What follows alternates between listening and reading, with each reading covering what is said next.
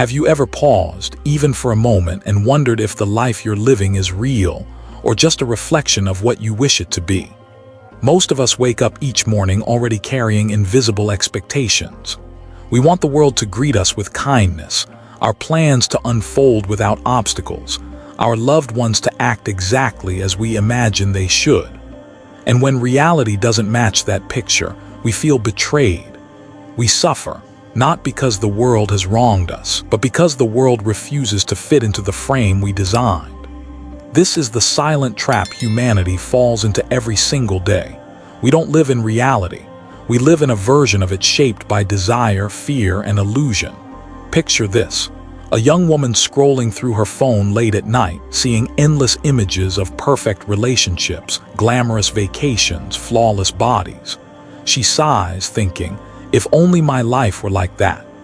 The next morning, she looks at her own reality: a modest apartment, a partner who sometimes forgets to text back, a job that doesn't sparkle like the post she saw. Suddenly, what was once enough now feels unbearably small. Not because her life is lacking, but because she's looking at it through a lens of comparison, wishing it were something else. This is the human condition. We are not taught to see things as they truly are. We are trained, almost unconsciously, to see them as we want them to be. And when they inevitably fail to meet our demands, we suffer. The Buddha once compared this to trying to grasp a rainbow. We look up, dazzled by its beauty, and we run toward it, believing we can hold it in our hands. But the closer we get, the more it vanishes. Why? Because the rainbow was never meant to be held. It was meant to be seen. Reality works in the same way. The moment we try to force it into the shape of our desires, it slips through our fingers. And here lies the great illusion. We believe we're suffering because life is cruel, because people disappoint us, because luck isn't on our side. But the truth is more subtle, more profound. We suffer because we insist that life should be other than what it is. The irony is painful. We spend our days chasing perfection, but in doing so we miss the beauty of imperfection. We demand permanence in a world built on change. We cling to control in a universe that flows by its own laws. We want the sky to always be blue, never realizing that it is the clouds that make the sky alive. But what happens when someone dares to look at life differently? Imagine an old monk walking through a crowded marketplace. Around him, people rush, argue, and bargain. A sudden rain begins to fall, and while others scatter for shelter, he simply stands there, letting the drops soak into his robe. A young man, watching in disbelief, asks, "Why don't you run? Aren't you worried about the rain?" The monk smiles gently and replies, "Why would I be worried about the sky doing what the sky does?" That simple answer holds a profound truth. When we see things as they are, not as we wish, peace naturally arises. The rain is just rain. It does not need our resistance. Life is just life. It does not need our endless editing. Yet for most of us, this feels almost impossible. Our minds are restless architects, forever drawing blueprints of how things should be. We want love without heartbreak, success without failure, growth without discomfort, aging without wrinkles, and life without death. But these demands are like shouting at the ocean to stop waving. The ocean doesn't obey our wishes, it simply is. And so, the first step on this journey is recognition. To admit honestly that much of our suffering is self-made, that the cage we feel trapped in is built from the bars of our own expectations. That freedom begins not by changing the world, but by learning to see it clearly, nakedly as it is. This is not resignation. It is not passive acceptance. It is awakening. When we see reality without the fog of illusion, we finally have the clarity to respond wisely. Instead of pushing against the rain, we carry an umbrella. Instead of clinging to a person's image, we learn to love them as they are. Instead of demanding life obey our fantasies, we meet it with open eyes, open hands, and an open heart. Every great teaching of the Buddha begins here with seeing.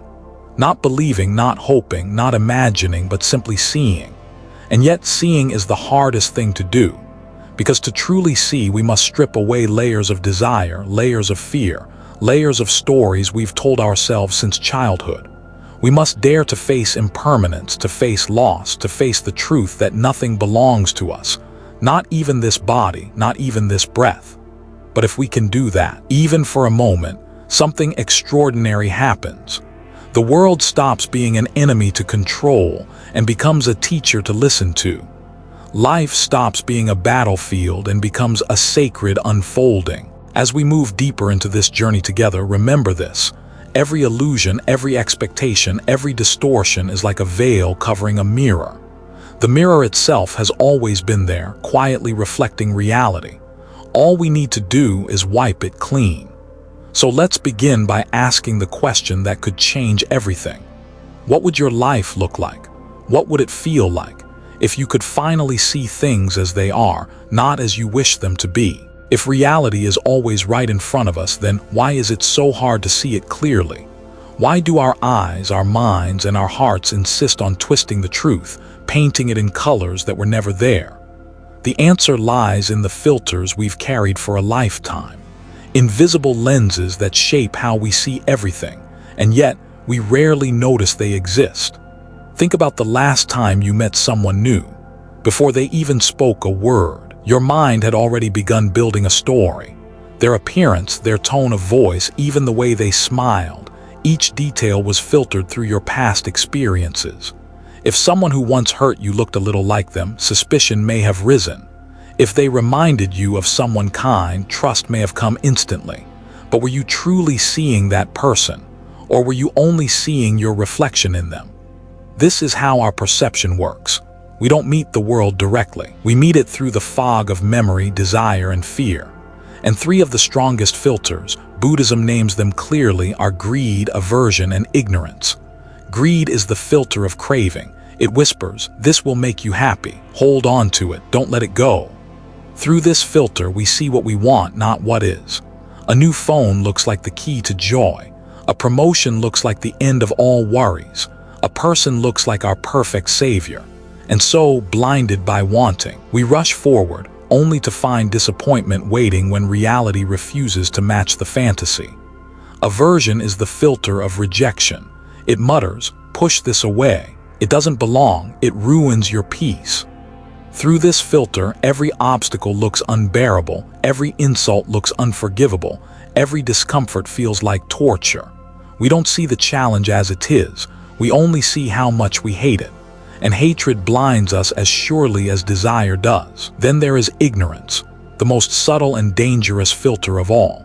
It doesn't crave or reject, it simply fails to notice. It blinds us to the truth of impermanence, of interdependence, of the simple fact that everything we cling to is changing even as we hold it. Ignorance convinces us that we are solid, permanent selves moving through a world that should bend to our will. But reality is far more fluid than that. Together, these three filters are like tinted glasses. Imagine walking through a beautiful forest, but your glasses are smeared with colors. One lens red, one lens blue, one lens black. No matter how vibrant the trees truly are, you will never see them as they are. You'll only see distortion. And this distortion is not just philosophical, it's painfully practical. Consider a couple in love. At first, desire filters everything. Each flaw looks charming, each imperfection feels unique. But as time passes, aversion begins to creep in. That same laugh once adored now seems irritating. That same habit once tolerated now feels unbearable. Then ignorance covers the rest. We forget that both we and our partner are changing, growing, and sometimes struggling silently. We expect them to remain the person we first met, frozen in perfection. But no one can hold still in time. And so the relationship cracks, not because love disappeared, but because filters distorted reality. Or think of a career. At the start, we dream of success, imagining recognition and freedom. But when challenges come, aversion makes every obstacle feel unfair. We compare ourselves to others, wanting more, fearing less. Soon, the job that once gave us purpose becomes a prison of expectations. Again, it is not the job itself that binds us. It is the filter through which we see it. And perhaps the deepest example, how we see ourselves. Greed wants us to be better, more beautiful, more powerful. Aversion makes us hate our flaws, our mistakes, our scars. Ignorance blinds us to the truth that we are not fixed beings at all, but rivers in motion. We demand perfection from a self that was never meant to be permanent. Is it any wonder we feel restless, anxious, never enough? The tragedy is this: most people live their entire lives never realizing they are looking through filters. They argue with others, not seeing the person but only their projection of them. They suffer disappointment after disappointment, never suspecting that it is not the world but their tinted glasses causing the pain. But here lies hope. Once we realize the filters exist, we can begin to remove them. Even a glimpse of the world without distortion feels like freedom. A single moment of seeing a flower not as beautiful or ugly, not as mine or not mine, but simply as it is, a fragile expression of impermanence, can shift the entire way we live. This is why meditation in Buddhism is not about escaping reality. It is about training the mind to notice its own filters. When we sit quietly and watch the breath, thoughts will arise. Desires, aversions, judgments. Each thought is like a color staining the glass. By observing without clinging, we slowly learn to see through them. And as the glass clears, the world shines back at us in its raw simplicity. Yet even this practice is difficult because the filters are comfortable. They make us feel safe, even while they imprison us. Seeing clearly means surrendering illusions, and illusions, though false, are seductive. They tell us we can have control. They tell us we can avoid pain. They tell us we can freeze time. To let them go requires courage. But imagine the freedom that comes when you no longer demand that life match your script. Imagine the peace of meeting people as they truly are, not as characters in your expectations. Imagine the relief of looking in the mirror and seeing not a battle of flaws and perfections, but a human being breathing, changing, alive. That is the gift of removing filters. And as we continue this journey, we must ask, if these filters distort our vision so deeply, what would it mean to finally look through the Buddhist lens, the one that reveals reality without disguise? When you finally realize that your vision is clouded by filters, the next question naturally arises. If I cannot trust the way I usually see, then what does clear seeing look like? Buddhism offers an answer, not a comforting illusion, but a radical invitation to see the world as it truly is. Not through the lens of wishful thinking, but through the lens of wisdom. This lens has three truths at its heart. The Buddha called them impermanence, suffering, and non-self. On the surface, they may sound heavy, even pessimistic. But in reality, they are not curses, they are keys. Keys that unlock a life lived with clarity, freedom, and compassion. Let's begin with impermanence, anicca. Everything in this universe is changing. Every flower blooms, fades, and withers. Every mountain rises, erodes, and returns to dust. Every friendship, every romance, every heartbeat moves through cycles of beginning and ending. Yet how often do we fight this truth? We try to cling to youth as if it could last forever. We grip tightly to possessions as if they won't decay. We hold on to people as if they will never leave us. And so, when change inevitably comes, we feel broken. Not because change is cruel, but because we refuse to see it as natural. A Zen master once held up a delicate porcelain cup and said to his students, "For me, this cup is already broken." At first, they were shocked. The cup was intact, beautiful, but the master smiled. "Because I see its impermanence, I can enjoy it fully now. When it shatters, I will not mourn, for I have already seen the truth." To see impermanence is not to despair. It is to love more deeply, to appreciate more fully, to stop wasting time on illusions of forever. The second truth is suffering, dukkha. This is not just physical pain, but the fundamental dissatisfaction woven into existence. Why? Because we keep demanding permanence in an impermanent world. We want endless pleasure, flawless love, unbroken control. But life will not bow to our demands. The phone battery dies, the body ages, relationships evolve, success fades. The more we cling, the more we ache. Yet the Buddha did not teach suffering to make us hopeless. He taught it so that we might see the cause clearly. If suffering comes from clinging, then freedom comes from releasing. If pain arises when we demand the world to be something else, then peace arises when we allow it to be what it is. The third truth is non-self, anatta, perhaps the most challenging of all. We grow up believing in a solid me, my body, my mind, my personality, my story. But look closely, everything you call me is changing. Your body today is not the body of 10 years ago. Your thoughts this morning are not the same as the ones tonight. Even your identity shifts depending on where you are and who you're with. So where is this permanent I? To see non-self is to understand that we are not fixed entities trapped in a box. We are processes, rivers in motion, constantly flowing. The fear of loss, the anxiety of not being enough, all of it loosens when we see that there was never a solid self to protect in the first place. These three truths, impermanence, suffering, and non-self, are not abstract doctrines. They are the raw facts of life, waiting to be recognized. And once we see through this Buddhist lens, the world changes, though the world itself has not changed at all. Think of it this way. A man may see a storm and curse it, believing it ruins his plans. But a farmer may see the same storm and rejoice, knowing it waters his fields. The storm is the same, but the lens changes everything. The Buddhist lens doesn't promise us endless sunshine. It invites us to see the rain, the storms, the clear skies, all of it without distortion. To accept reality, not fight it. And in that acceptance, something miraculous happens. Peace begins to bloom, even in the middle of life's chaos. Imagine standing in front of a mirror. Normally, we're quick to judge. I look tired, I look old, I don't like this about myself. But what if just once you looked into the mirror and saw without commentary, not beautiful, not ugly, not young, not old. Just a face alive in this moment, reflecting the truth of impermanence. That is a glimpse of the Buddhist lens, and this way of seeing doesn't separate us from others. It connects us more deeply. When we see impermanence, we become gentler with those around us, knowing they too are changing, fragile, fleeting. When we see suffering, we grow in compassion because we recognize that every smile may hide invisible burdens. When we see non-self, we drop the endless battle of me versus you, and realize that all beings are part of the same vast, flowing process of life. Clear seeing, then, is not cold detachment.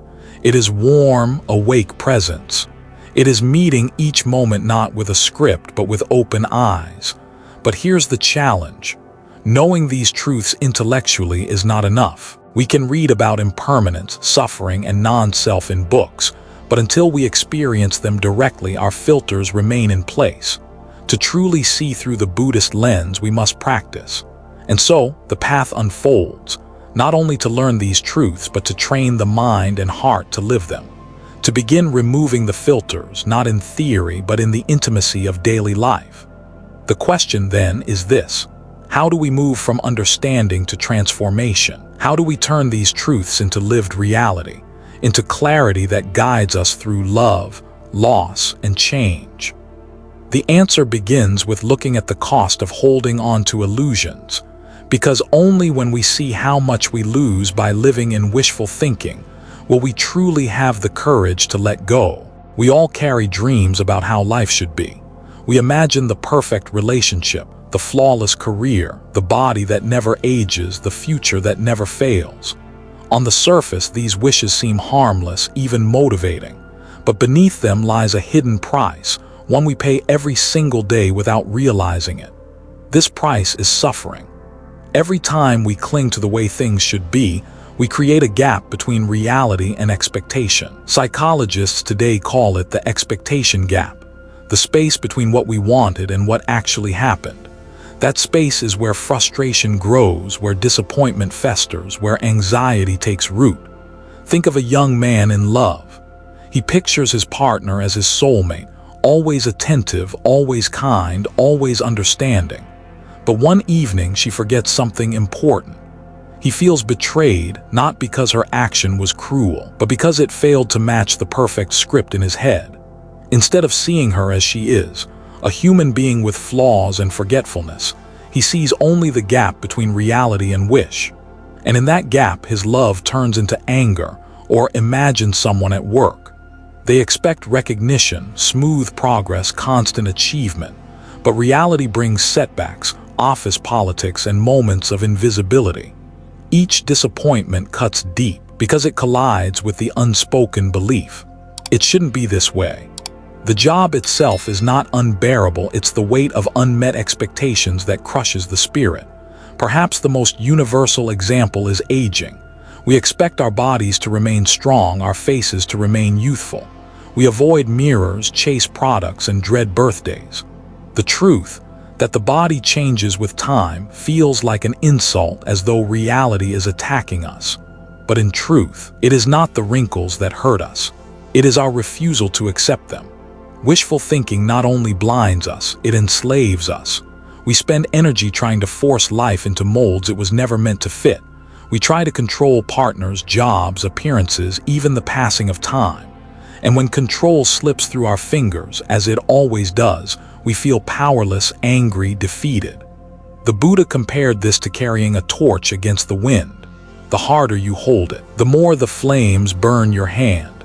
Our wishes, when clung to tightly, don't illuminate our path, they consume us. But the cost is not just personal suffering. Wishful thinking also damages our relationships. When we expect people to fit our ideal, we stop seeing them. The friend who doesn't call back on time becomes selfish. The spouse who forgets becomes uncaring. The child who chooses a different path becomes a disappointment. In each case, the person themselves hasn't truly changed. What changes is our lens, clouded by the weight of expectation. And slowly, the bond weakens, not because love disappeared, but because illusion replaced presence. The saddest part is that while we're busy arguing with reality, we miss the life that's actually happening. We miss the joy in small moments because we're too busy wishing for bigger ones. We miss the beauty of ordinary days because we keep demanding extraordinary ones. We miss the miracle of being alive because we're stuck comparing it to a fantasy version of life that never truly existed. There's a famous parable about a man chased by a tiger. In his desperate flight, he falls over a cliff and grabs onto a vine. Above him, tiger waits. Below him, another tiger prowls. Then, as if things couldn't get worse, two mice begin gnawing at the vine. Certain that death is near, the man suddenly notices a wild strawberry growing just within reach. He plucks it, places it in his mouth, and smiles. What changed? The tigers didn't vanish. The mice didn't stop. Death was still near. But in that moment, he stopped wishing reality were different. He saw clearly, and in that clarity, he found the sweetness of life. This is what wishful thinking robs us of: the ability to taste the strawberry, the ability to be fully present with what is, even in the face of impermanence. The cost of wishful thinking is not just suffering in the future. It is the theft of peace in the present. Every time we say, "I'll be happy when," we postpone joy. We delay life. And the cruel trick is that the when never arrives because the mind simply invents a new demand. Happiness becomes an endless chase, always one step out of reach. But if we see clearly, if we let go of the illusion that life must obey us, then suddenly the gap between expectation and reality closes. And when the gap closes, suffering eases. The world does not need to change for us to find peace. Our vision does. This realization leads us to the question that every seeker eventually asks: if illusions cost us so much, what can free us from their grip? Where can we find stories, wisdom, and guidance that remind us to see reality as it is? For that, we turn to the timeless stories passed down through centuries, the stories of the Buddha and those who walked in his path. Stories that strip away illusion and shine a light on truth. Throughout history, human beings have always learned best through stories. Facts may touch the mind, but stories touch the heart. The Buddha, understanding this deeply, often spoke in parables, simple tales carrying truths that could awaken anyone willing to listen. One of the most poignant is the story of Kisa Gautami. She was a young mother whose life revolved around her little child. But one day, tragedy struck. The boy fell ill and died. Overcome with grief, she refused to accept what had happened. She carried the small body in her arms, running from house to house, begging for medicine. Neighbors, shocked and helpless, whispered that she had gone mad. Finally, someone told her, "Go to the Buddha, he is wise, perhaps he can help." Desperate, she came before him, tears streaming, and pleaded, "Please, Lord, give me medicine for my son." The Buddha looked at her gently and said, "Yes, I can help, but first, you must bring me a handful of mustard seeds. They must come from a household where no one has ever died."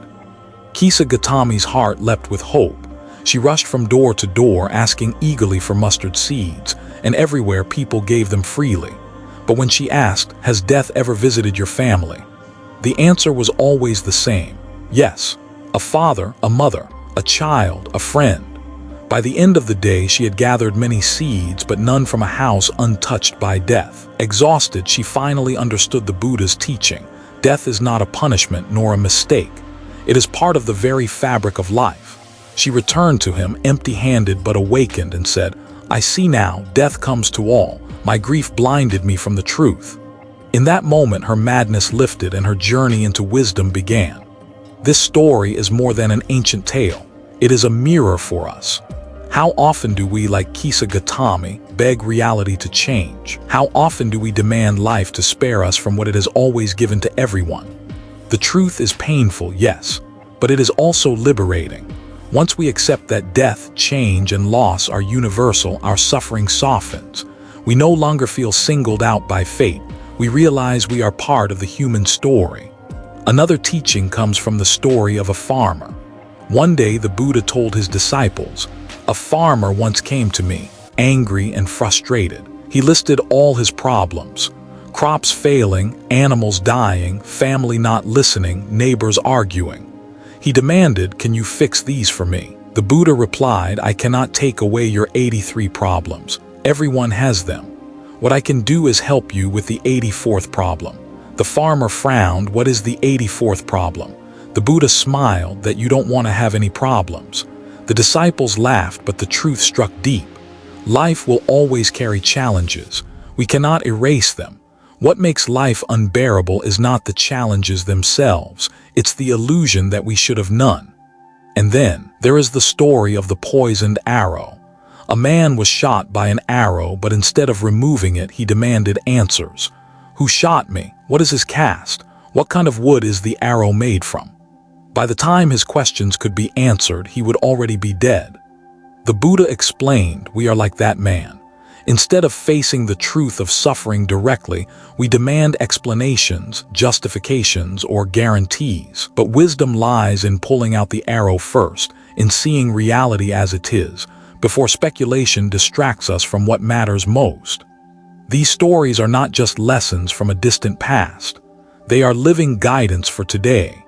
In Kisa Gautami, we see our struggle to accept loss.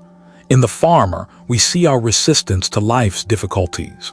In the poisoned arrow, we see our tendency to delay wisdom with endless questions. Each tale points us back to the same truth. The cost of illusion is suffering, but the gift of clear seeing is freedom. And freedom does not come from changing life. It comes from changing the way we see it. When we embrace this, even ordinary moments become profound. A sunset is no longer just beautiful or not beautiful. It is a fleeting gift of impermanence. A difficult person is no longer just annoying. They are a mirror showing us where we cling to control. Even pain becomes a teacher, whispering, "This too will pass." This is why the Buddha told stories, not to entertain but to awaken. Each parable strips away a layer of illusion until the world begins to shine in its raw truth. And yet, stories alone are not enough. To move from hearing wisdom to living wisdom, we must practice. We must train the mind to notice when illusion arises and return again and again to reality. So how do we do this? How do we learn to see with clarity, not just in theory, but in the heartbeat of everyday life? The answer lies in mindfulness, the simple yet profound practice of watching the world and ourselves without distortion. Imagine for a moment that you're sitting by a window on a quiet morning. Outside, the world moves as it always does. The wind stirs the trees. A bird lands on a branch. Sunlight paints shifting patterns on the ground. None of it is asking you to judge, compare, or cling. It is simply happening. Now, if you allow yourself to truly see, not through the haze of what you want, not through the weight of what you fear, but simply as it is, you touch something extraordinary, freedom in the present moment. This is the essence of mindful seeing. Mindfulness in its simplest form means to be aware, but not just any awareness. It is the kind of attention that is uncluttered by grasping, resisting, or labeling. It is awareness without the filter. When the Buddha taught mindfulness, he wasn't giving a mystical technique reserved for monks in caves. He was pointing to a practice available in every breath, in every step, in every glance. Think of the way we usually move through life. We don't just see a flower, we immediately call it beautiful or not beautiful, worth picking or not worth noticing. We don't just hear a sound, we call it pleasant or annoying. Our minds rarely meet life directly, instead they comment, categorize, and distort.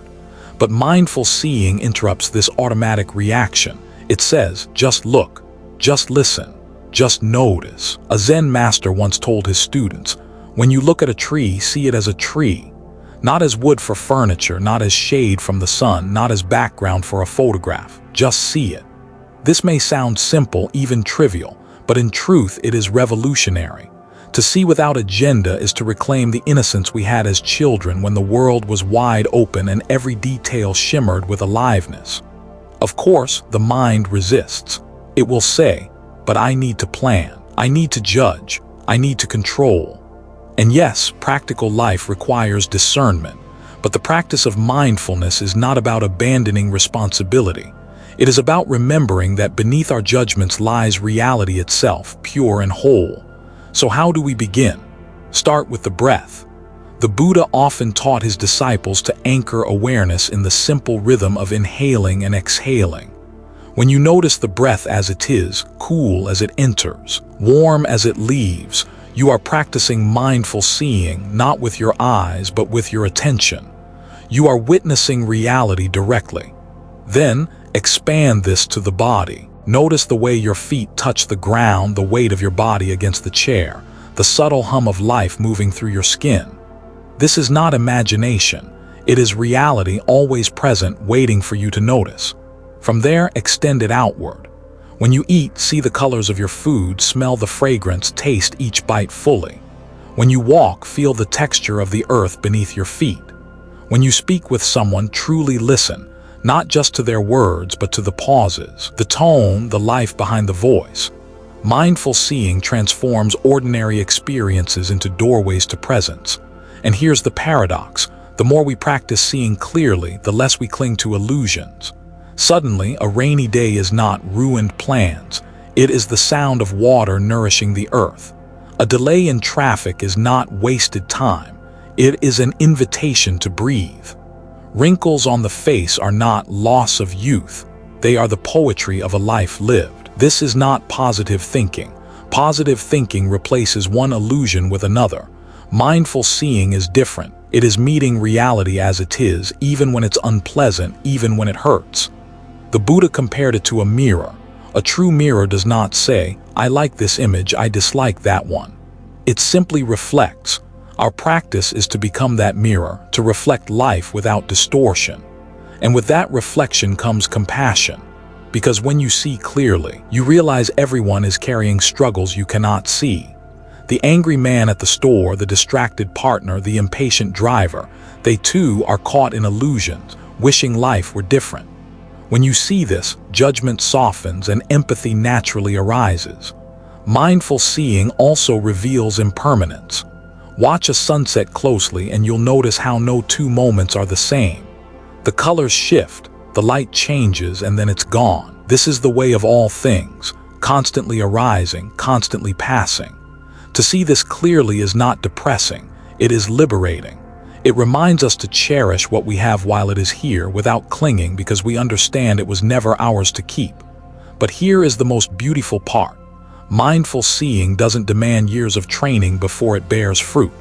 Even a single moment of pure awareness can transform you. Just one breath fully felt, one flower fully seen, one silence fully embraced, and the world feels lighter, clearer, more alive. And over time, as these moments accumulate, the mind itself begins to shift. Illusions lose their power. The grip of expectation loosens, suffering softens, and life, just as it is, begins to shine with a quiet brilliance. This is the gift of mindful seeing, not a life without problems, but a life where problems no longer own you.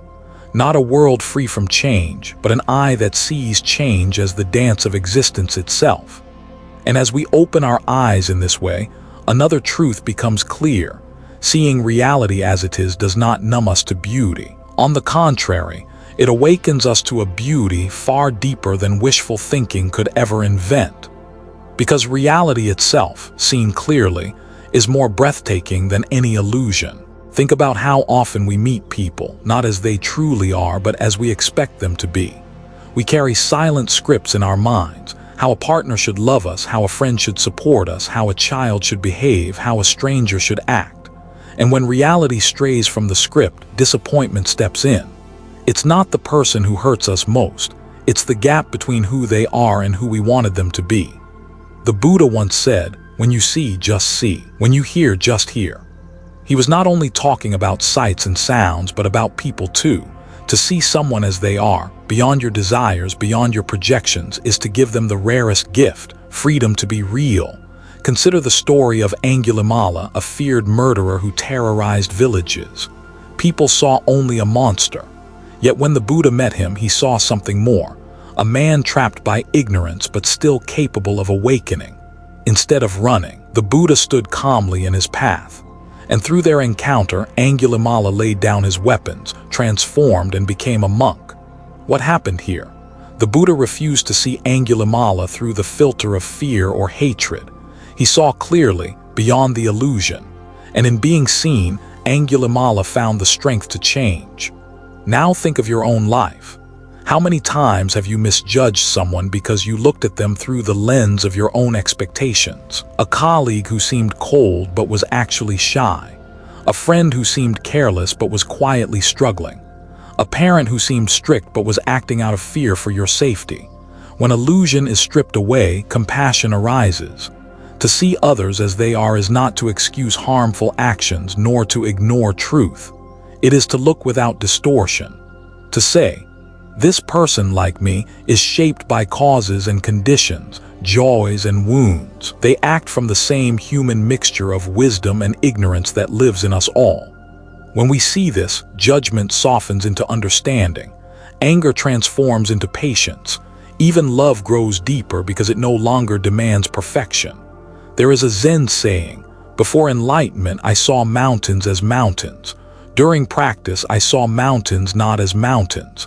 After enlightenment, I saw mountains as mountains again." The same applies to people. At first, we see them simply, without thought. Then illusions creep in, labels, expectations, judgments.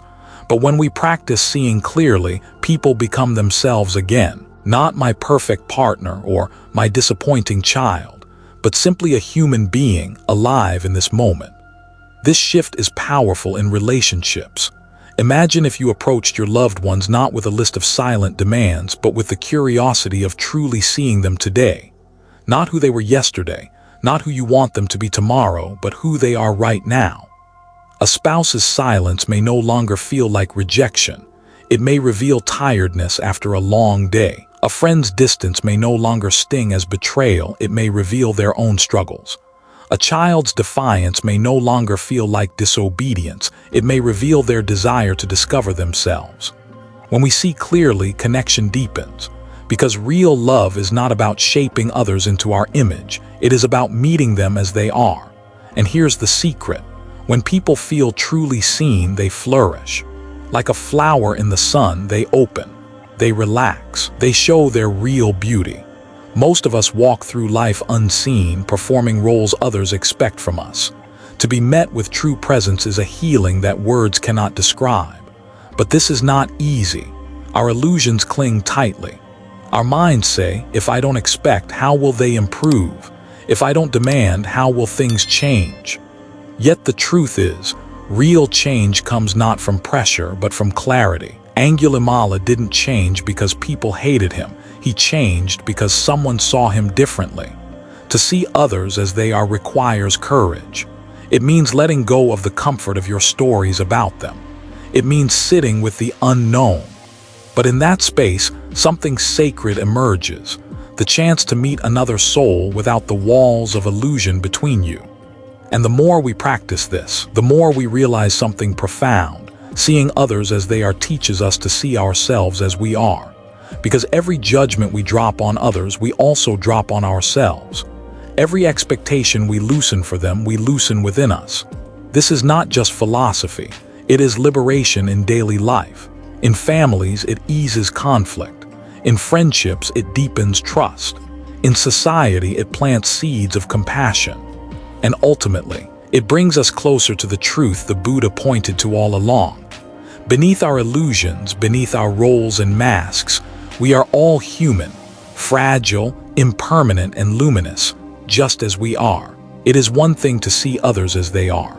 It is another, much harder, to see ourselves clearly. We live behind masks, even from our own eyes.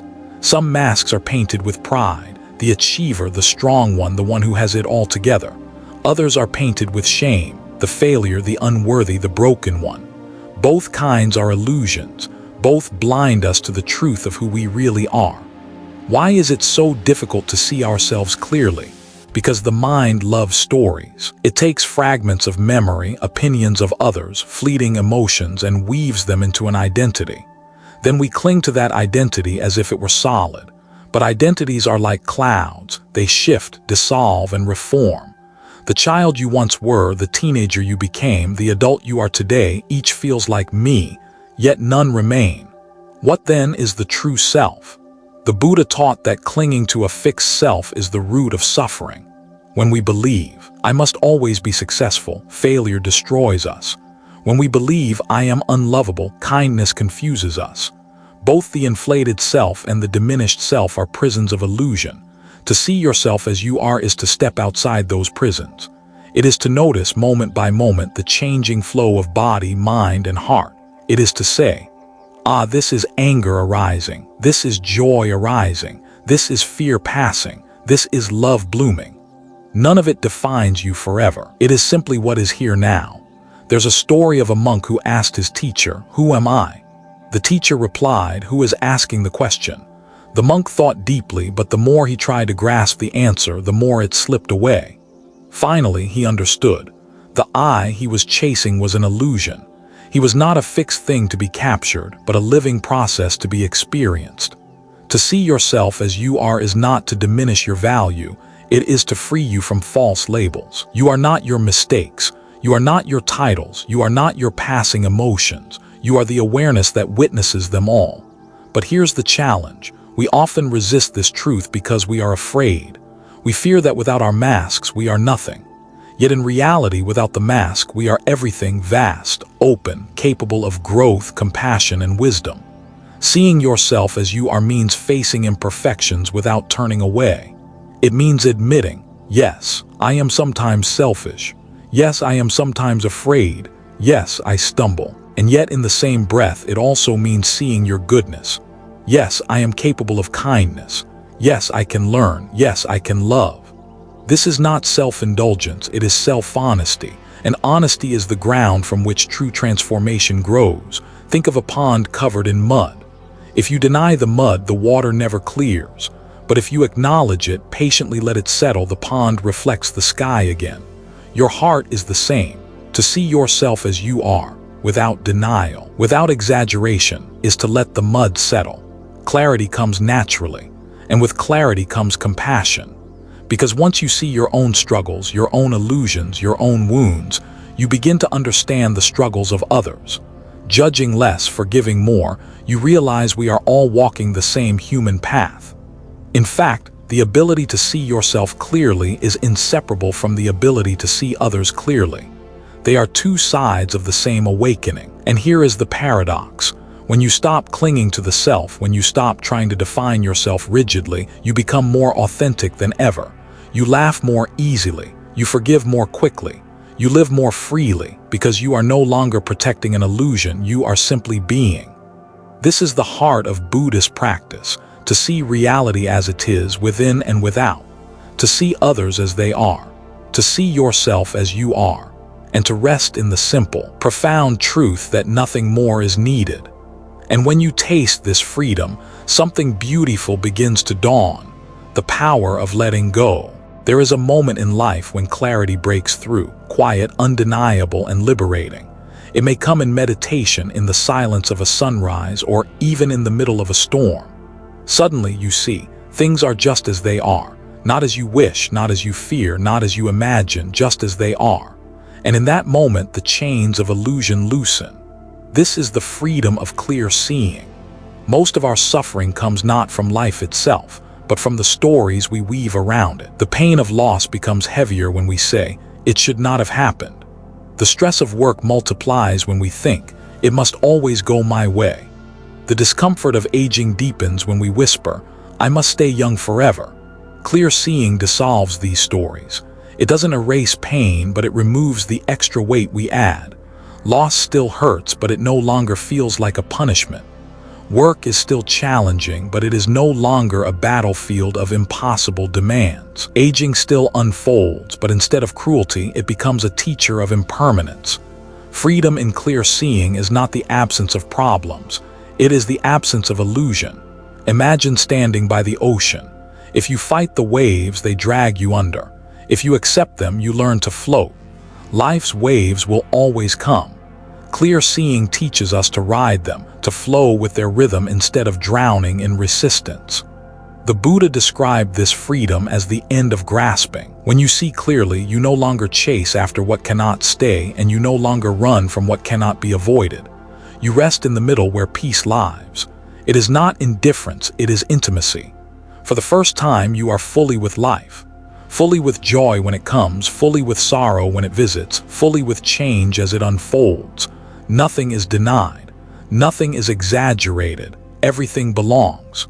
This is why monks smile so easily, not because their lives are free from hardship, but because they are free from the illusion that hardship should not exist.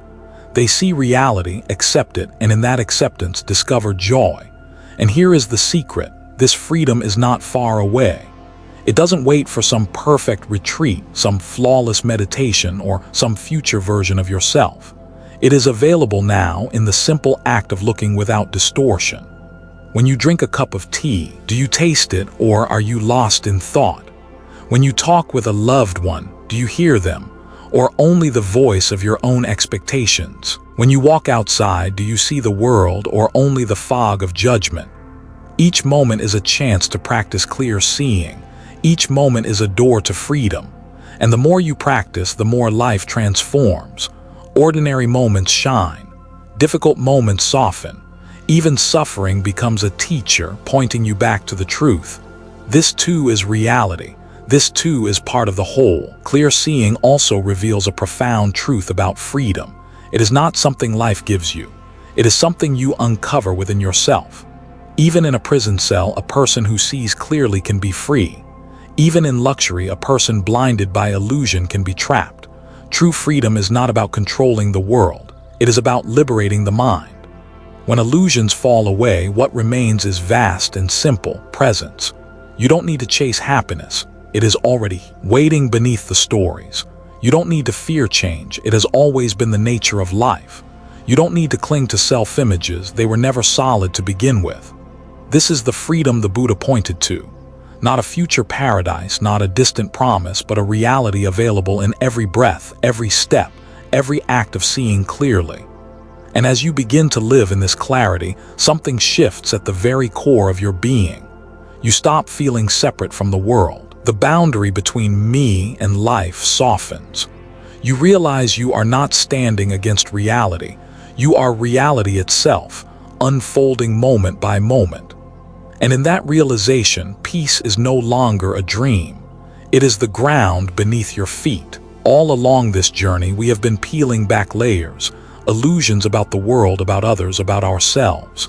And now, as we stand at the end, one image remains: a mirror, the mirror of reality. A mirror does not argue, it does not flatter. It does not distort to please you, nor soften to protect you. It simply reflects what is. And that is the invitation of this teaching, to live as if standing before a mirror that never lies. When you see through this mirror, you discover a strange and beautiful truth. Life was never against you. It was your resistance, your wishes, your filters that created the weight you carried. The world has always been as it is, changing, imperfect, alive. And in that raw honesty there is peace. Think of the sun rising each morning. It does not rise to meet your expectations. It does not rise to match your mood. It rises because that is its nature. And yet, when you watch it with open eyes, it can fill you with awe. Life, too, rises in this way. Beyond your control, beyond your demands. If you fight it, you suffer. If you see it, you are free. The Buddha once held up a flower before his disciples. Most waited for a sermon, but one monk simply smiled. He understood truth is not hidden in words. It is here, in this very moment, if only you look clearly. That smile was the mirror of reality shining back. And so, the question that remains is not abstract, but deeply personal. Will you look? Will you allow yourself to see things as they are, not as you wish, not as you fear, not as you imagine, but as they are? Because this is where the journey begins and also where it ends. Not in some far-off future, not in some perfect world, but here in the life already unfolding around you. To see clearly is to live freely. To live freely is to love deeply. And to love deeply is to finally realize there was never anything missing. Reality itself, seen without illusion, is enough. So take a breath. Feel the ground beneath you. Look around with eyes unclouded. This very moment is the mirror of reality. And in its reflection, you may just find the freedom you have been searching for all along.